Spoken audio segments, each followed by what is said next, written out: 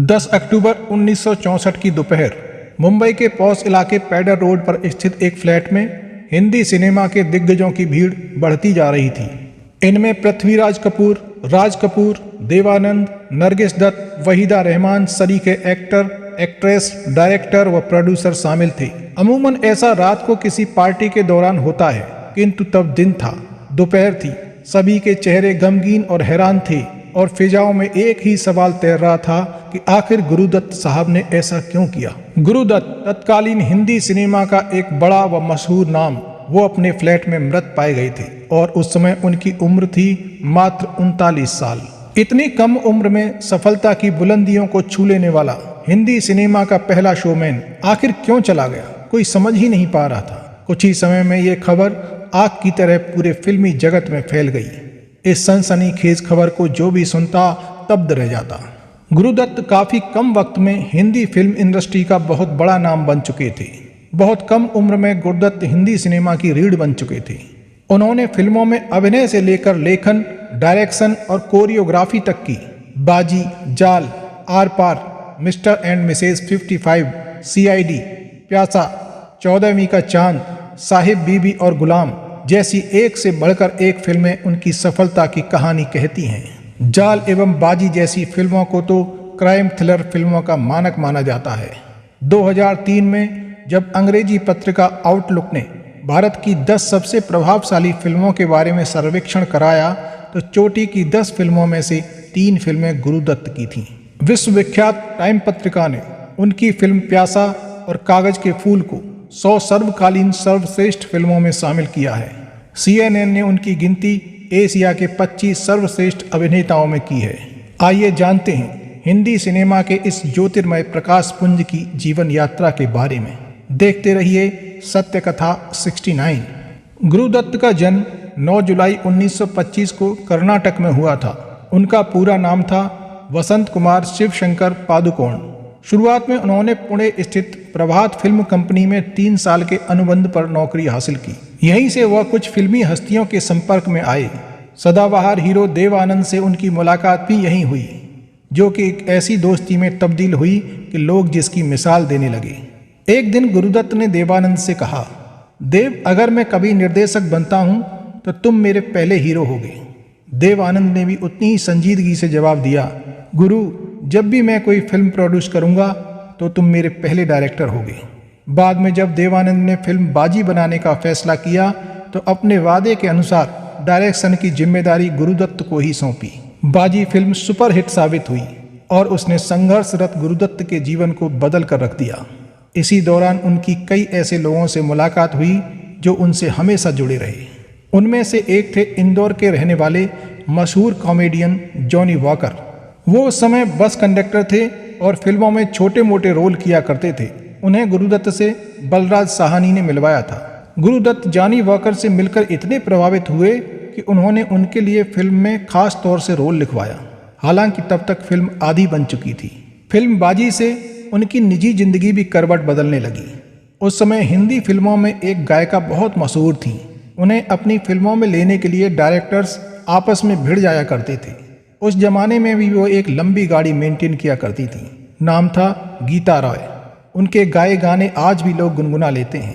Film बाजी का एक गाना तो बहुत ही फेमस हुआ था, तदबीर से बिगड़ी हुई तकदीर बना ले, अपने पे भरोसा है तो एक दांव लगा ले, बाबूजी धीरे चलना और ये लो मैं हारी पिया जैसे सदाबहार गाने भी उन्हीं के द्वारा गाए गए हैं। फिल्म बाजी के गाने भी गीता राय ही गा रही थी। यहीं उनकी पहली मुलाकात गुरुदत्त से हुई जो धीरे धीरे प्यार में बदल गई। 1953 में गुरुदत्त और गीता राय विवाह बंधन में बंध गए और गीता राय गीता दत्त कहलाने लगी। गुरुदत्त आम जिंदगी में दिखने वाले लोगों में से ही अपनी फिल्म का किरदार गढ़ लेते थे। एक बार की बात है, वो कोलकाता गए थे। यहाँ उनका बचपन गुजरा था। इस शहर से उनको बहुत लगाव था। एक बार वो वहाँ विक्टोरिया मेमोरियल के लॉन में बैठकर झाल मुड़ी खा रहे थे। तभी उन्होंने देखा कि 4 खाने की लुंगी के साथ एक अजीब सी टोपी पहने और हाथ में तेल की बोतल लिए हुए एक मालिश वाला आवाज लगा रहा है। उससे प्रेरित होकर गुरुदत्त ने अपनी एक फिल्म का किरदार ही बना डाला। इस किरदार के लिए खास तौर से एक गाना लिखवाया गया, सर जो तेरा चकराए या दिल डूबा जाए, आजा प्यारे पास हमारे काहे घबराए। इस गाने को जॉनी वॉकर पर फिल्माया गया था। इसी बीच गुरुदत्त की नज़र हैदराबाद में एक फिल्म समारोह में आई एक बेहद खूबसूरत लड़की पर पड़ी। गुरुदत्त ने पास जाकर उसका नाम पूछा तो उसने कहा, मेरा नाम वहीदा रहमान है। नाम सुनकर गुरुदत्त बोले, फिर तो तुम्हें हिंदी के साथ उर्दू भी आती होगी। इस पर वहीदा रहमान ने बताया कि उनको दोनों भाषा अच्छे से आती हैं और वो हिंदी फिल्मों में काम भी करना चाहती हैं, लेकिन अभी तक कोई ऑफर नहीं मिला है। गुरुदत्त को अपनी फिल्म के लिए एक नए चेहरे की तलाश भी थी, तो उन्होंने वहीदा को अपनी आने वाली फिल्म CID में काम करने के लिए ऑफर दे दिया। देव आनंद से किए गए वादे के मुताबिक CID के हीरो देव आनंद चुने गए। फिल्म हिट साबित हुई। इसके बाद वहीदा को लेकर उन्होंने फिल्म प्यासा बनाई, जिसमें हीरो खुद गुरुदत्त थे। इसमें दोनों की जोड़ी को खूब सराहा गया। प्यासा दुनिया में अब तक बनी टॉप 100 फिल्मों में से एक है। फिल्म के साथ ही गुरुदत्त और वहीदा के बीच इश्क भी परवान चढ़ने लगा। इसकी वजह से उनके और उनकी पत्नी गीता दत्त के बीच दूरियां आनी शुरू हो गईं। गुरुदत्त पर वहीदा का नशा बुरी तरह हावी होने लगा था और वो वहीदा पर भी वैसे ही अपना हक जताने लगे थे जैसे वो अपनी पत्नी गीता दत्त पर जताते थे। वो चाहते थे कि जिस प्रकार गीता सिर्फ उनकी फिल्मों के लिए गाना गाती हैं, वहीदा भी सिर्फ उनकी फिल्मों में ही काम करें। किसी अन्य प्रोड्यूसर की फिल्म में काम करना उन्हें गवारा नहीं था। वहीदा भी ज़्यादातर उन्हीं का मेकअप रूम इस्तेमाल करती थी। इन सब बातों से गीता को परेशानी होने लगी और दोनों पति पत्नी के बीच झगड़ा होने लगा। शक इस हद तक बढ़ गया कि एक दिन गुरुदत्त को एक चिट्ठी मिली जिसमें लिखा था, मैं तुम्हारे बिना नहीं रह सकती। अगर तुम मुझे चाहते हो आज शाम को 6:30 बजे मुझसे मिलने नरीमन पॉइंट पर आओ। तुम्हारी वहीदा। जब गुरुदत्त ने ये चिट्ठी अपने दोस्त अबरार को दिखाई तो उन्होंने कहा, मुझे नहीं लगता ये चिट्ठी वहीदा ने लिखी है। दोनों ने इस चिट्ठी का पता लगाने की योजना बनाई। अबरार अपनी कार से नरीमन पॉइंट पहुंचे। वहां उन्होंने देखा कि गीता दत्त और उनकी दोस्त स्मृति विश्वास एक कार की पिछली सीट पर बैठी किसी को ढूंढने की कोशिश कर रही हैं। गुरुदत्त भी ये सारा नज़ारा देख रहे थे। घर पहुंचकर दोनों में इस बात पर इतना झगड़ा हुआ कि दोनों के बीच बातचीत तक बंद हो गई। दोनों के बीच जब भी झगड़ा होता, गीता अपने बच्चों को लेकर अपने मायके चली जाती थी। गुरुदत्त सब कुछ बर्दाश्त कर सकते थे, किंतु बच्चों से जुदाई उनसे सहन नहीं होती थी। धीरे धीरे गीता और गुरुदत्त के बीच दूरियां इतनी बढ़ गईं कि शादी के 4 साल बाद ही 1957 में गुरुदत्त और गीता दत्त अलग अलग रहने लगे। यही वो साल था जब गुरुदत्त और वहीदा रहमान की फिल्म प्यासा रिलीज हुई थी। हालांकि गुरुदत्त हफ्ते 10 दिन में अपने बच्चों से मिलते रहते थे, किंतु उनका मन नहीं भरता था। खासतौर पर अपनी 2.5 साल की बेटी से दूरी बर्दाश्त नहीं कर पा रहे थे। ऐसा नहीं है कि गुरुदत्त ने अपनी गृहस्थी बचाने की कोई कोशिश नहीं की। गुरुदत्त का बचपन काफी गरीबी में गुजरा था, किंतु अब उन्होंने बड़े मन से अपना एक आलीशान बंगला बनवाया था। पत्नी गीता दत्त उस बंगले को ही मनहूस बताने लगी। रोज रोज की झिकझिक से तंग आकर एक दिन उन्होंने अपने बंगले को ही तुड़वाना शुरू कर दिया। कुछ समय बाद उन्होंने अपनी ही जिंदगी पर आधारित फिल्म कागज के फूल बनाने का ऐलान किया।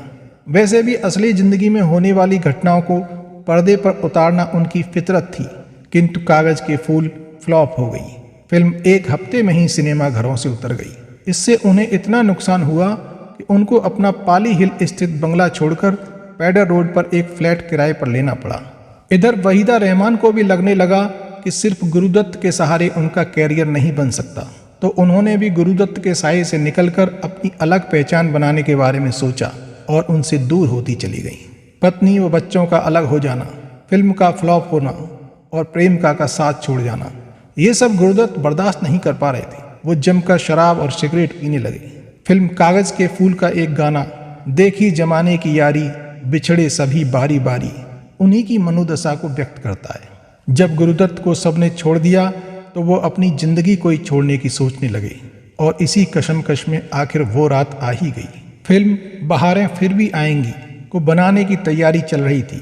इसी सिलसिले में फिल्म के लेखक अबरार अलवी रोज शाम को गुरुदत्त के पास आया करते थे।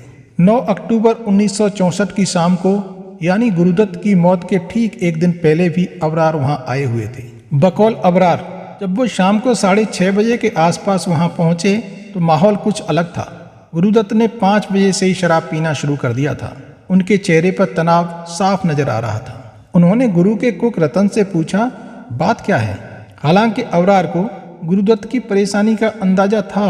वो जानते थे कि गुरुदत्त और उनकी पत्नी के बीच काफी समय से अनबन चल रही है। जब भी दोनों की फोन पे बात होती उसमें झगड़ा ही होता था। बैठक के बीच में बार बार गुरुदत्त उठकर गीता को फोन कर रहे थे। हर फोन के बाद गुरुदत्त के चेहरे पर तनाव और गुस्सा दोनों बढ़ जाता था। दरअसल वो अपनी 2.5 साल की बेटी से मिलना चाह रहे थे, किंतु गीता मान ही नहीं रही थी। तभी एक फोन कॉल पर गुरुदत्त ने गीता से कहा, अगर मैंने आज बेटी का मुंह नहीं देखा तो तुम मेरा मरा हुआ मुंह देखोगी। बकौल अबरार गुरुदत्त कितना भी पी लें किंतु नियंत्रण नहीं खोते थे। उन्होंने और पीने की इच्छा जताई किंतु खाना खाने से मना कर दिया।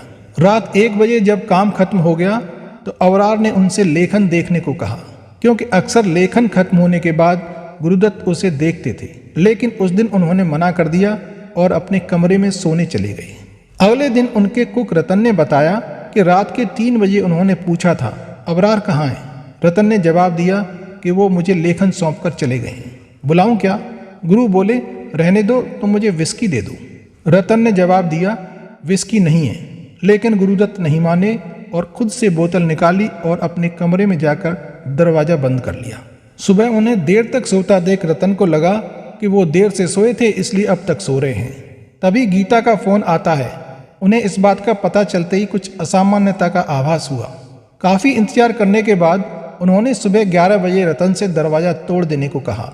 दरवाजा टूटने पर रतन ने देखा कि गुरुदत्त बिस्तर पर अचेत लेटे हुए हैं। फौरन डॉक्टर को बुलाया गया, जिन्होंने गुरुदत्त को मृत घोषित कर दिया। तब तक गीता दत्त भी पहुंच चुकी थी और गुरुदत्त के जिगरी दोस्त देवानंद भी अपनी शूटिंग छोड़कर आ चुके थे। जब अबरार उनके घर पहुंचे तो उन्होंने देखा कि गुरुदत्त कुर्ता पाजामा पहने पलंग पर लेटे हुए हैं।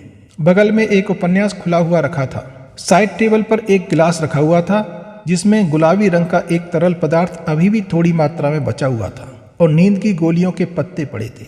उन्हें इस हाल में देखकर अबरार के मुंह से निकला, अरे गुरुदत्त ने खुद को खत्म कर लिया। लोगों ने पूछा, आपको कैसे पता? अबरार को अंदाजा था, क्योंकि वो और गुरुदत्त अक्सर मरने के तरीकों के बारे में बातें किया करते थे।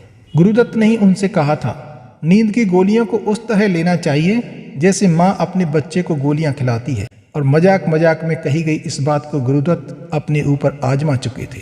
गुरुदत्त की मृत्यु के बाद उनकी आखिरी फिल्म बहारें फिर भी आएंगी को धर्मेंद्र ने पूरा किया।